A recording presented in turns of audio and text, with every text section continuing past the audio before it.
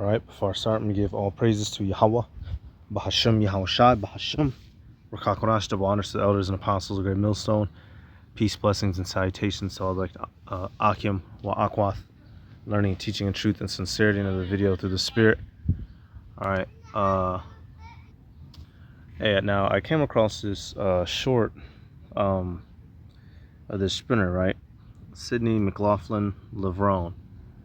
You know, and something immediately stood out. All right, especially when I was looking at one of the comments. Hopefully I can find it again. But let me let this video play. We're gonna get into this lesson. Basically, you know, who are these people? You know, that they call black. Why are these people so capable of all these great physical things? And obviously, not only Southern Kingdom, you have Northern Kingdom, right? All right, hey, the so-called Negroes, Latinos, and Native Americans. Why are these people such physical specimen? Why are they capable of such physical dominance? Who are these people, y'all? Let this play. Women's 400 underway, and all eyes on Sydney McLaughlin Levrone as she's in the middle of the track and already making up the stagger. Sonia always says it. She likes when Sydney goes out a little bit conservatively through this first half because she finishes so well that it usually means that she's en route to a fast time. But Sonia, she looks very, very good through the first half. Yeah, I would say that 23.5 is usually the marker to run 48, and she looks ahead of that. Although she looks to be on pace to do something really special. Yeah, she found another gear, Paul, around that turn. Look at the gap between Sydney and everybody else. And now the crowd bringing her home, and the only thing she's fighting right now is that headwind as we keep an eye on the clock. 48.76. The American record still stands, but another race. So, you know, she ran a pretty good time, right? And you can look at her, you know, she has an ambiguous look. So automatically, you know, it's like, oh, hey, all right, Salakia. So you look at her, obviously you can tell she got some Jake in her. You know, so that prompted me to do some research. But before that, one of the comments that caught my eye, where's that?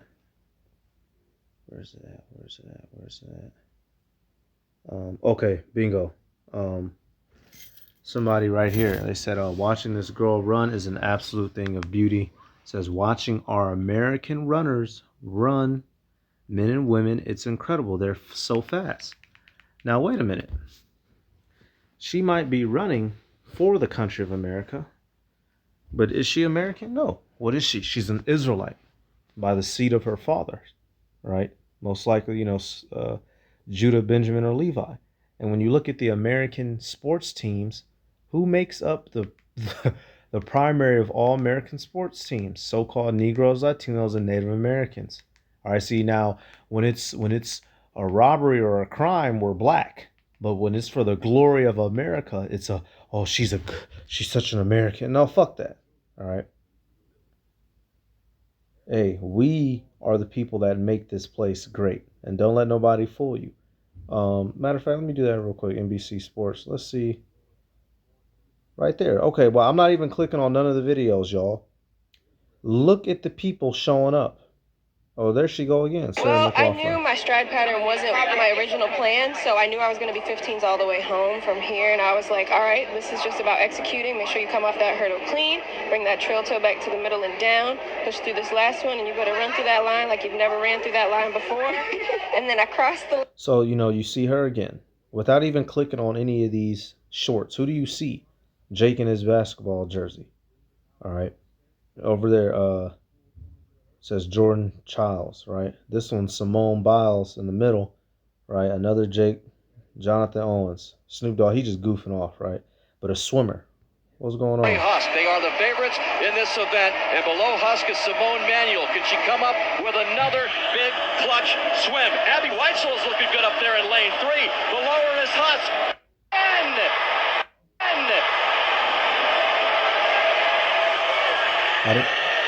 I didn't feel like watching all of it. Right there, who do you see? A so-called black American woman, dark skin, Negroid women winning the gold for America. This is what, when they say Americans, this is who's winning it, y'all. Us. Here we go. Who's going to have a spot? Noah Lyles. I'm gonna just fast forward. I feel like watching all this shit. Christian Coleman, here comes the runners. Look at that whole line. This whole line. The other sprinters. I don't see a white boy in sight. Why is that? Let's go to Deuteronomy real quick, man. Why is that? What is so special about these people that come out of West Africa, so called? Deuteronomy 7 and 6. For thou art an holy people unto the Lord thy God. The Lord thy God hath chosen thee to be a special people unto himself, above all the people that are upon the face of the earth.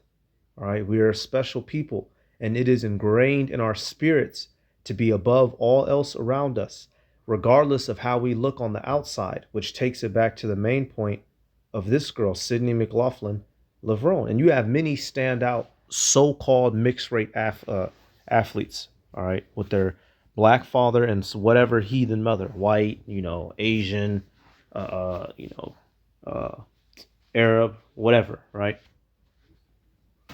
What is so special about these people? So here you go. You got it right here. She's 24. Shit, she younger than me. Shit. um, Now, you click on, you get to see her life. So what I did, obviously, I just went right down to early life and background. It says Sydney McLaughlin was born in New Brunswick, New Jersey on August 7th, 1999. Her parents are Willie and Mary McLaughlin. So all I did was look up her parents. Willie, here we go. Willie says her father, Willie McLaughlin, is a member of the Manhattan College Athletic Hall of Fame, is three-time All-American. So she comes from a family of athletes. Let's look at her dad, Willie McLaughlin. And obviously, boom, bingo, right there. What you see? Dark-skinned Negro male. So you put two and two and together, and what most likely is her mother. Let's just go to images. Um, okay, let's see. Where's that picture? There we go, right here. Boom, back in '04. You see him right there with presumably whom is his wife, right? Her mother and her father, and then her siblings. So you have one of the sons of God get with one of the daughters of men and still produce, Israelite children, right? And this is a common theme that you see here in America. Israelite men, they'll have their children, with the heathen woman, and those children, regardless of how they look on the outside, their spirit is that of the Israelites. So they're still capable of great things. And this is her and her siblings. Those are all Israelites right there with that ambiguous look. You don't know what's, teeter totter on the fence, but they're still Israelites. That's why they're capable of the great things they're capable of. They know who we are, y'all. But they when it's convenient, you get called an American. But when it's inconvenient, you're a nigga. our American, our American team. No, us. Off our backs, off our speed, off our strength. Let's get this. All right, we'll come back. Deuteronomy 26 and 19. All right, hey, yesterday at camp, we went over the topic of spiritual power. Many instances of our people being blessed and granted with it to do miraculous things. Deuteronomy, and don't worry, y'all, I got something for Northern Kingdom too. Don't you worry. We're not hating over here. All right, Deuteronomy 26 and 19. It says, and to make thee high above all nations, which he hath made, in praise and in name and in honor, and that thou mayest be an holy people unto Yahweh Bashem Yahushua thy power, as he hath spoken. All right, so we are that special nation above all, right, to be praised in name and in honor. The only issue is through sins against the Heavenly Father, we've brought ourselves to a low estate. So now, we're these superpowered people jumping out the gym like Jordan in our Jordans, but you don't know who you are. So our service and our strength goes to the enemy. So you're running for America. You're running for China. You're running for Brazil. You're running for Cuba, right? You're representing coming out of the state of Oklahoma. What's a Salt Lake City? Oh, that's Utah. Damn. What's the Tulsa, Oklahoma? Salt Lake City, Utah. Fighting out of Detroit, Michigan. Uh, fighting out of Tampa, Florida. You know what I'm saying? When they be announcing people, where they are, who they're from, right? Their hometown gym or where they train from. But they're Israelite. They're Israelite. You go to Leviticus. What did it tell you the Heavenly Father was going to give us the ability to do when we were getting the heathen out of our land? All right, Leviticus 26. Um, I'll start at 7. It says, "And ye shall chase your enemies, and they shall fall before you by the sword. And 5 of you shall chase 100, and 100 of you shall put 10,000 to flight, and your enemies shall fall before you by the sword." Right. So when the Heavenly Father is dealing with us, we have the ability to fight off hordes of the heathen. An example of that, Judas, what is that? Withstood. It said when he had his men with him, when he was rolling, he could not be withstood. You couldn't stand in front of him. Yep, perfect. Second Maccabees 8:5. It says, "Now when Maccabeus had his company about him, he could not be withstood by the heathen, for the wrath of the Lord was turned into mercy." All right. And when the glory of Yahweh Bashem Yahushua is upon us, we cannot be withstood. That whole line appears to be Israelites. That whole line. Not a heathen in sight. And it looks like Noah took it. Let me see. What else we got? Um, and then so with when you do see someone, who might look like a heathen and they're doing something spectacular, there's a good chance it could be an Israelite. Because as we just read in the scriptures, we are the standout people of the earth, the premier people capable of, pure physical dominance. Let me look at another one. What is this? Oh, that's the one I looked at already. Uh, oh darn. Okay, what else we got?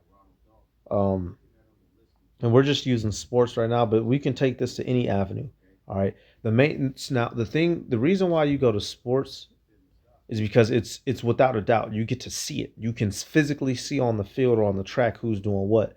Now, in the other avenues where we shine, Esau likes to discredit us. It's easy to hide the fact of who came out with this invention, who discovered this, who discovered that, because they can have people assassinated, simply lie.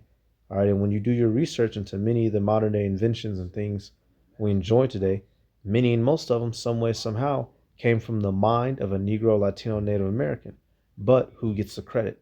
Esau Edom, right? He likes to take the credit for everything. All right, this is another one. You look at the boxer, was that Ben Whitaker? He's out there in England, whooping everybody's ass, and look at him. He obviously is so-called mixed.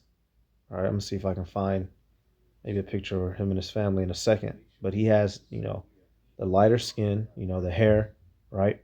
But he's putting a hurting on that man. He putting a hurting on that boy, and he doing it in style. Why? Because he cannot be withstood. What was told to Jacob when his name was changed, y'all? We all carry that in us. All even the sisters, right? We all carry that potential in us. And that's the thing about Jake. You look on them on the outside about our people, we might not sometimes look like much, but we all have that potential.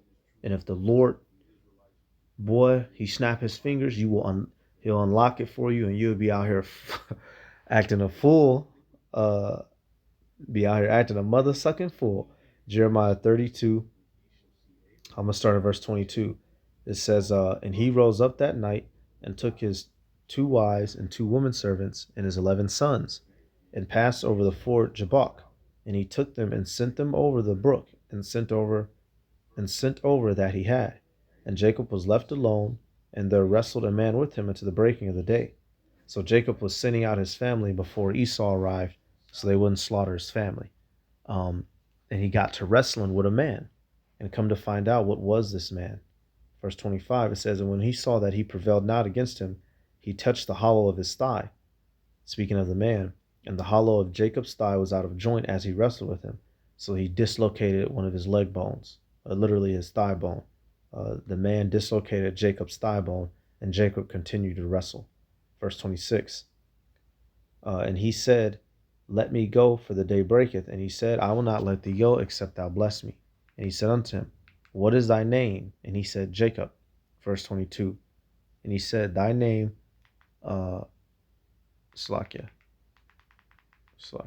Where's that? Where'd it go? There you go. And he said, thy name shall no more be called Jacob, but Israel. For as a prince, thou hast power with God and with men, and hast prevailed. Literally our name, y'all. Yashrallah, he prince power. He the prince of power. We have power with the heavenly Father and with men. When the Spirit is upon us, no one can withstand us. This is why Esau Edom has done everything that he can to hide us from our heritage, from who we are, and what we're capable of. Another J, Usain Bolt, Benjamin. We cannot be withstood. All right? All the tribes, not just Southern Kingdom, all the tribes. You know, since I said that, let me get the other clip. All right, this clip right here.